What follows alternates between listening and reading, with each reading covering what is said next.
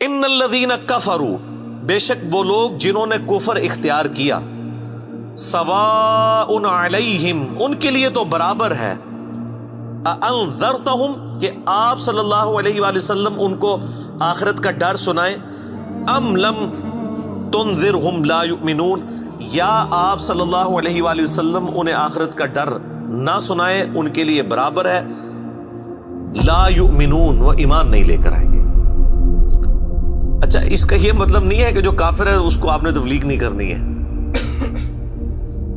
تو یہ کتاب ہدایت پوری انسانیت کے لیے، ھدی للناس وبینات من الہدی والفرقان، اس میں امپلائڈ ہے ان الذین کفروا، بے شک وہ لوگ جنہوں نے کفر اختیار کیا ہے، جان بوجھ کے آنکھیں بند کی ہوئی ہیں، جس کو ڈاکٹر اسرار صاحب رحمہ اللہ تعالیٰ بڑی پیاری بات کرتے تھے کہ جو شخص سویا ہوا ہے اس کو تو آپ جگا سکتے ہیں، اور جو آنکھیں بند کر کے لیٹا ہوا ہے اس کو کوئی نہیں اٹھا سکتا، کیونکہ وہ پہلے ہی جاگ رہا ہے، جاگنا چاہتا نہیں ہے۔ تو ایسا شخص جس کے اوپر حق اور باطل واضح ہو چکا ہو، اس کے باوجود وہ جان بوجھ کے کفر کی روش اختیار کرے، اس کے لیے قرآن میں کوئی ہدایت نہیں ہے۔ یہ بڑا خطرناک معاملہ ہے۔ تو اس سے مراد وہ کافر ہے کہ جو حق جاننے کے باوجود جان بوجھ کے اپنی قبیلے کی حمایت کے اندر، اپنی نسلی تعصب کے اندر،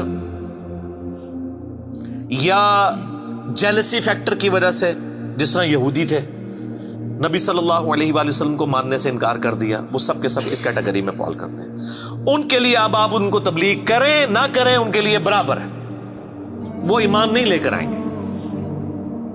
ختم اللہ علی قلوبہم، اللہ نے ان کے دلوں پر مہر لگا دی ہے، سیل کر دیا، یعنی سیل ہو گئی، اب کوئی چیز اس کے اندر داخل نہیں ہو سکتی۔ وعلی سمعہم، اور ان کے کانوں پر بھی، وعلی ابصارہم، اور ان کی آنکھوں پر بھی، غشاوۃ، پردہ پڑ چکا ہے، ولہم عذاب عظیم، اور ان کے لیے بہت بڑا عذاب تیار کر رکھا ہے اللہ نے۔ وَلِعَوْذُ بِاللَّهِ تَعَالَى اللہم اجرنا من النار، اللہم اجرنا من النار، اللہم اجرنا من النار۔ اچھا، قرآن کا طالب علم جب اس طرح کی آیات پڑھتا ہے نا تو وہ پریشان ہو جاتا ہے کہ بھئی قرآن تو بہت سٹریٹ فارورڈ ہے، اور آپ دیکھ رہے ہیں کہ اللہ تعالیٰ کے مزاج میں وہ چیزیں نہیں ہیں جو آپ کو میٹھے میٹھے وائزین بتاتے ہیں۔ اس لیے میں کہتا ہوں کتابوں کا خدا اور ہے اور بابوں کا خدا اور۔ قرآن بہت سٹریٹ فارورڈ ہے، کیونکہ یہ کلام کرنے والا کون ہے؟ اللہ، بے پرواہ ہے، اور وہ اسی پیشن کے ساتھ بات کرے گا تو آپ بھی اللہ کو سیریس لیں گے نا۔ اور اگر آپ کو یہ کہانی کرائی جائے گی، خیر ہے، جیسے ایک نانی ماں ہوتی ہیں، ایک دادی ماں ہوتی ہے، تو اللہ تعالیٰ تو نانی اور دادی سے بھی بڑھ کے رحم کرنے والا ہے۔ یہ کہانی، یہ کس آیت میں، کس حدیث میں لکھی ہوئی ہے یہ بات؟ اور میں اس کو پھر اینٹی وینم الزامی جواب کے طور پہ، پھکی کے طور پہ کہتا ہوں کہ اگر یہ نانی دادی اور ماں کے ساتھ آپ اللہ کو تشبیہ دے رہے ہیں اس کی محبت کو، تو کیا یہ نانی دادی اور ماں والی محبت اللہ تعالیٰ کی ابو جہل اور فرعون کے ساتھ بھی ہے؟ تو سارے کہیں گے نہیں۔ تو جو کلمہ پڑھ کے اللہ کے نافرمان اور باغی ہے ان کے ساتھ بھی ہے؟ نہیں۔ جو اللہ کی طرف رجوع لے آئے ان کے لیے، پورے قرآن میں ایک آیت بھی ایسی نہیں ہے کہ جو اللہ کا باغی ہو، رجوع نہ لانے والا ہو، اللہ کہتا ہوں میں اس کو معاف کرنے والا ہوں۔ ہمیشہ یہ ہے کہ جو توبہ کر لے، اپنی اصلاح کر لے، رجوع لے آئے۔ یہ درجنوں آیات ہیں، وہ وقت کے ساتھ آئیں گی، ورنہ تو میں اسی آیت کے اوپر ہی پورا یہ لیکچر ختم کر دوں گا، پھر آپ کا وہ یہ مصحف تو پچھلا تو 9 سال میں ختم ہوا ہے، یہ 18 سال میں بھی ختم نہیں ہونا۔ لیکن جنرل میں بات ضرور کروں گا تاکہ آپ کو ایک کنسیپٹ کلیئر ہو کہ جو باتیں بتائی گئی ہیں بالکل نان سینس باتیں ہیں، اس طرح کا کوئی کنسیپٹ نہیں ہے اسلام کے اندر۔ ایک میرا یوٹیوب پہ کلپ بھی ہے، اللہ کی رحمت سے دھوکا، وہ آپ کلپ دیکھیں، میں نے اس میں کراس ریفرنس کے طور پہ کئی آیات پیش کی ہیں کہ یہ آپ کو بالکل کہانی کرائی گئی ہے۔ اللہ تعالیٰ اپنے معاملات میں بہت سخت ہے۔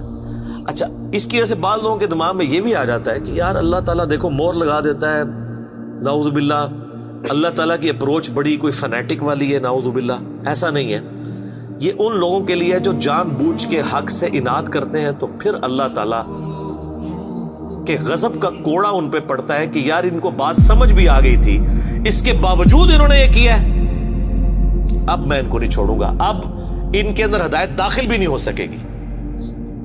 یہ بہت، یعنی اس کو کہتے ہیں پوائنٹ آف نو ریٹرن. اب اس پہ اللہ تعالیٰ کو کوئی پوچھ نہیں سکتا، اس کو اللہ نے بین کیا ہے. لا يسأل عما يفعل وهم يسألون. اللہ کو کوئی نہیں پوچھ سکتا اس نے کوئی کام کیوں کیا. اللہ ہر ایک کو پوچھ سکتا ہے. یہ اللہ کو گلہ نہیں کیا جا سکتا. رب ہے، مالک ہے، اس نے اپنے لیے رول طے کیا کہ بھئی جب پوائنٹ آف نو ریٹرن پہ کوئی بندہ پہنچے گا، سچائی قبول کرنے کے باوجود وہ حق سے اناد کرے گا، اس کو نظر آ جائے گی سچائی ہے، پھر بھی وہ اناد کر دے گا، پھر میں موت لگا دوں گا. آؤ پھر وقت کا پیغمبر بھی اس کو ہدایت نہیں دے سکتا. انک لا تہدی من احببت ولکن اللہ یہدی من یشاء. اے نبی، جس سے تم محبت کرتے ہو تم بھی اسے ہدایت نہیں دے سکتے. اللہ جسے چاہتا ہے ہدایت دیتا ہے. ہدایت کس کو دیتا ہے؟ والذین جاہدوا فینا لنہدینہم سبلنا. جو لوگ ہماری راہ میں کوشش کریں گے ان کے لیے ہم اپنی راہیں کھولیں گے. اس کائنات کی سب سے ایلیٹ چیز ایمان ہے، جس کے اوپر ہمیشہ کی کامیابیوں اور ناکامیوں کا فیصلہ ہونے والا ہے. تو آپ کیا سمجھتے ہیں کہ آپ کو یہ راہ چلتے فٹ پاتھ پہ گری پڑی مل جائے گی؟ اس کے لیے کوئی ایفرٹ پٹ نہیں کرنی پڑے گی. اور دنیا میں جس چیز کی منفعت چند سالوں کے لیے ہو وہ بھی اتنی ایفرٹ پٹ کرنے کے بعد ملتی ہے، اور جس سے ہمیشہ کی کامیابیاں آپ کا مقدر ہونے والی ہیں، آپ سمجھتے ہیں کہ وہ آپ کو چنگے جی لگ جائے گی، مفت میں ہی مل جائے گی؟ نہیں، ناٹ ایٹ آل.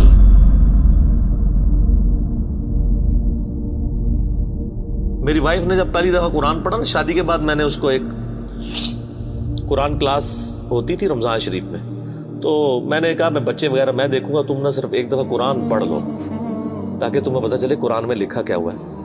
قرآن آپ اکیلے بیٹھ کے تو ظاہر ہے اس طرح نہیں ہے، ایک ماحول ہوتا ہے، ایک ڈیکورم ہے، کلاس ہے جس طرح یہاں لوگ بیٹھے. تو رمضان میں پورا قرآن اس نے مکمل کیا نا، تو میں نے اس سے پوچھا تم نے کیا یعنی اس سے حاصل کیا؟ اس نے کہا جی اللہ بہت سخت ہے، اور جس خدا کا تعارف ہمیں ہمارے ماں باپ اور یہ معاشرہ کرواتا ہے وہ خدا نہیں ہے جو قرآن میں ہے. اللہ تو اپنے معاملات میں بہت سخت ہے. یہ کتاب انذار ہے، تبشیر اور بشارت ان کے لیے جو بات مانتے ہیں. جو نہیں مانتے ہیں ان کے لیے عذاب کا کوڑا ہے یہ کتاب. کیونکہ اللہ ہے نا، یہ کائنات اس نے اس لیے بنائی ہے کہ آپ جانوروں کی طرح کھائیں پیئیں، اولاد پیدا کریں اور مر جائیں. انسان کو اس نے اپنے لیے پیدا کیا ہے، پوری کائنات انسان کے لیے اور انسان کو اپنے لیے. وما خلقت الجن والانس الا لیعبدون. اچھا یہ جو بات ہے نا، ختم اللہ علی قلوبہم وعلی سمعہم وعلی ابصارہم، مور لگا دی ان کے دلوں پر، کانوں پر، آنکھوں پر، پردہ ڈال دیا، اب عذاب ہی ان کو آئے گا. یہ آپ نے اگر بات سمجھنی ہے نا تو آپ پارہ نمبر 7 کے آخری صفحے پہ آ جائیں. سورۃ الانعام میں آیت نمبر ہے 110، 7ویں پارے کی آخری آیت. آپ کے یہ بلو والے قرآن میں 142 نمبر پیج کی آخری آیت 110 نمبر. وَنُقَلِّبُ أَفْئِدَتَهُمْ وَأَبْصَارُهُمْ، ہم پھیر دیتے ہیں ان کے دلوں کو اور ان کی آنکھوں کو، عقل اور ان کی آنکھوں کو، کہ وہ حق بات قبول نہ کریں. حق سے اللہ فرماتا ہے کہ میں ان کو حق سے اندھا کر دیتا ہوں. کما لم یؤمنوا به اول مرہ، جس طرح کہ انہوں نے بھی تو پہلی دفعہ جب ان کے اوپر حق کھلا تھا انہوں نے ایمان لانے سے روح گردانی کی تھی نا، اب یہ چاہیں گے بھی نہ تو میں ان کو اسلام کی طرف نہیں آنے دوں. وَنَذَرُهُمْ فِي طُغْيَانِهِمْ يَعْمَهُونَ، اور میں ان کو چھوڑ دوں گا اپنی سرکشی میں بھٹکتے پھریں.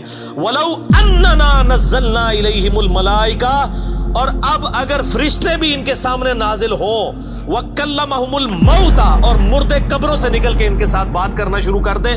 وَحَشَرْنَا عَلَيْهِمْ كُلَّ شَيْءٍ قُبُولًا، اور ہر چیز جن کا ان سے وعدہ کیا تھا ان کی آنکھوں کے سامنے آ جائے، قیامت بھی، عذاب بھی، سب کچھ بھی. مَا كَانُوا لِيُؤْمِنُوا، پھر بھی ایمان نہیں لے کے. یہ ہے سر کتابوں کا خدا. یہ نانی اماں، دادی اماں اور ماما نہیں ہے، یہ اللہ ہے. کتنی سختی ہے کہ فرشتے بھی. اب مجھے بتائیں کسی سے مردہ نکل کے قبر سے کہے کہ میری تو پھینٹی لگ گئی ہے، آپ کو تو پوری زندگی نیند نہیں آنی ہے، لیکن اللہ فرما رہا ہے پھر بھی ایمان نہیں لے کے آئیں گے. کر لو جو کر، یہ اللہ کہہ رہا ہے. آمین.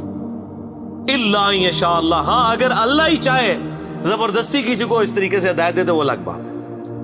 ولیکن اکثرہم یجہلون، لیکن اکثر لوگ جہالت کا شکار ہیں. وہ اپنی وشفل تھنکنگز کے اندر، امانیہم جنہیں کہا گیا ہے، وہ ان میں پھر رہے ہیں، پھرتے رہے۔ اللہ تعالیٰ اپنے معاملات میں بہت سخت ہے میرے بھائیوں، اللہ کو سیریس لینے کی ضرورت ہے۔ ظاہر ہے اس کائنات کی ایک ہی حقیقت ہے، وہ اللہ ہے، اگر اس کو کوئی سیریس نہیں لیتا تو اللہ تعالیٰ کے لیے کیا ہے؟ وہ تو اپنے نبی سے 3 دفعہ قرآن میں کہلوا رہا ہے، قل انی اخاف ان عصیت ربی عذاب یوم عظیم، اے نبی تم فرما دو کہ بالفرض اگر میں بھی اپنے رب کی نافرمانی کروں تو مجھے خود اس بات کا ڈر لگا ہے کہ بڑے دن کا عذاب مجھے بھی آ پکڑے گا۔ جی سورۃ الانعام، سورہ یونس، سورہ الزمر، 3 سورتوں میں یہ ایک آیت 3 دفعہ آئی ہے۔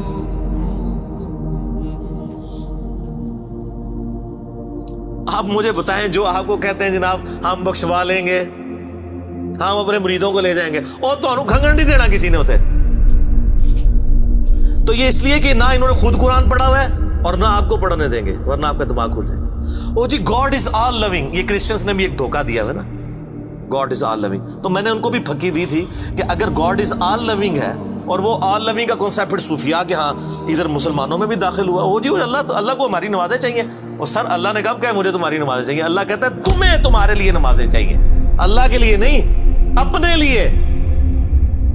گاڈ از آل لونگ، او آل لونگ اس کے لیے ہے جو اس کا بندہ بن جائے گا، باغی کے لیے نہیں۔ تو پھر میں نے ان کو دنیاوی طور پہ ایک الزامی جواب، اینٹی وینم پھکی دی ہے کہ بتاؤ تمہارے دشمن کی بھی بیوی ہو اگر کوئی اور اس کے چھوٹے چھوٹے 4 بچے ہوں، کیا تم اپنے دشمن کے لیے خواہش رکھو گے کہ اس کی بیوی چھوٹے چھوٹے 4 بچے چھوڑ کے مر جائے اور اس کے بچے سوتیلی ماں کے ہاتھوں پٹتے رہے، ان کے مینٹل ماڈلز تک بدل جائیں؟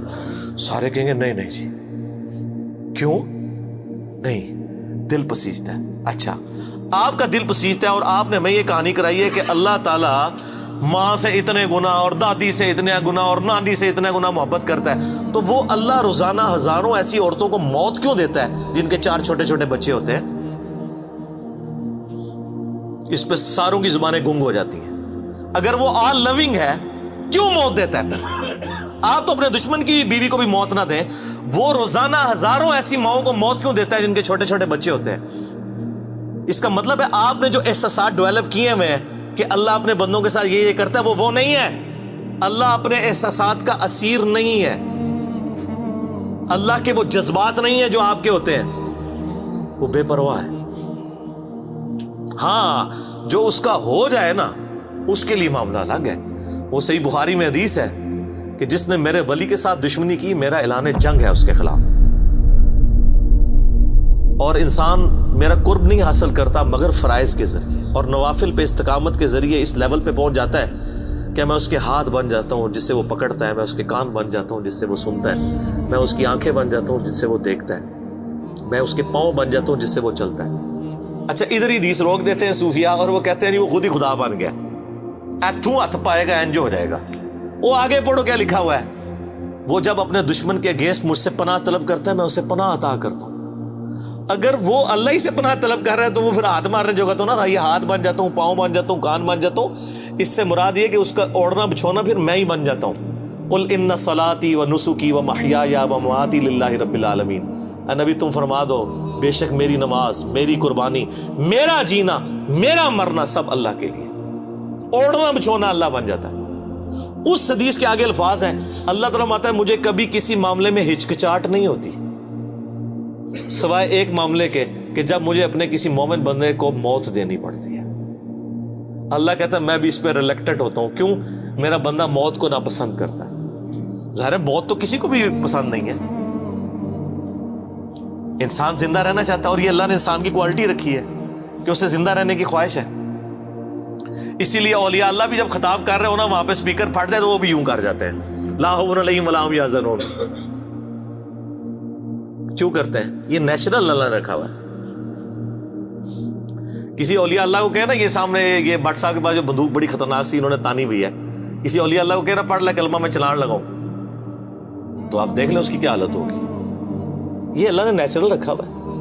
موت تو اللہ فرماتا ہے کہ میں بھی ریلیکٹڈ ہوتا ہوں، وہ اپنی موت کو ناپسند کر رہا ہوتا ہے اور میں اسے موت دے کے اپنے پاس لانا چاہتا ہوں۔ پھر کیا ہوتا ہے؟ پھر تو وہ قرآن پاک میں سورہ حمیم سجدہ میں ہے نا کہ ایسے لوگوں میں پھر فرشتے نازل ہوتے ہیں، ان کو بشارت دیتے ہیں موت کے وقت. اور پھر سنن ابی داؤد میں، سنن نسائی میں بڑی ڈیٹیلڈ احادیث ہیں کہ جب ایمان والے کی موت کا وقت قریب آتا ہے تو باقاعدہ اس کو آمادہ کیا جاتا ہے کہ وہ خود کہ میں مرنا ہے. وہ جب سب کچھ دیکھتا ہے وہ کہتا ہے ٹھیک ہے جان دو. پہلے نہیں کہتا جان دو. بڑا مشکل کام ہے. پہلے کہنا کہ جان دو تو حضرت موسیٰ علیہ السلام تھپڑ کیوں مارتے ہیں اسرائیل کو؟ میرا وہ بھی کلپ چڑھا ہے نا بخاری مسلم میں حدیث ہے جو.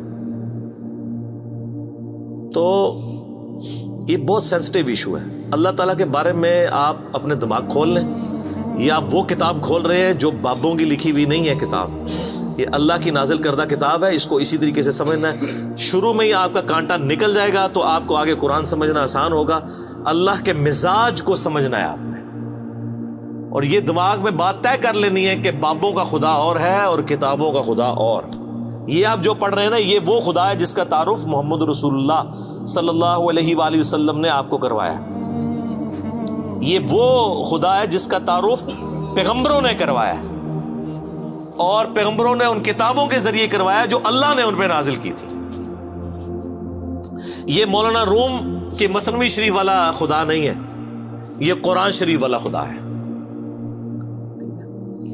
وہ کہتے ہیں وہ مثنوی مولانا روم جو ہے وہ فارسی کا قرآن ہے. استغفر اللہ تو بولی ایڈیاں کہانیاں، ایڈے جھوٹ، اتنی انبیاء کی گستاخانہ واقعات اس کے اندر ہیں اور اس کو کہتے ہیں فارسی کا قرآن ہے. سر فارسی کا قرآن وہی ہوگا جو قرآن کا ترجمہ فارسی میں شاہ ولی اللہ دہلوی نے کیا ہوا ہے. باقی وہ کہانیاں لکھتا رہے وہ قرآن نہیں بنتا. تو یہ ساری میں نے گفتگو شروع میں ہی کانٹا نکال دیا.